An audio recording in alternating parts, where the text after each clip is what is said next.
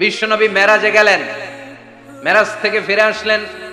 বিশ্বনবী বর্ণনা করলেন, আমি বাইতুল মাকদাস দেখেছি মাঝরাতে, লক্ষাধিক নবীকে নিয়ে নামাজের ইমামতি করেছি, 7 আকাশ দেখেছি, আল্লাহর আরশ দেখেছি, আল্লাহর সাথে কথা বলেছি, আবার ফজরের আগেই মক্কায় ফিরে এসেছি।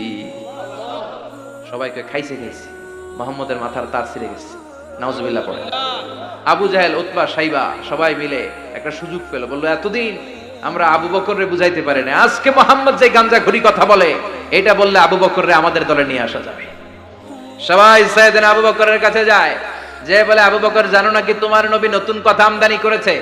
কি বলেছে আমার নবী? তোমার নবী বলে মাঝরাতে বাইতুল মাকদাস গিয়েছে। বাইতুল মাকদাসে তখন দ্রুতগামী ঘোড়া দিয়ে ছুটলেও যেতে লাগে 15 দিন। অ্যাবাউট টার্ন কাম ব্যাক, ফিরে আসতে আরো 15 দিন, মোট কয় দিন? 1 মাস, যেতে আসতে 1 মাস। তোমার নবী মাঝরাতে নাকি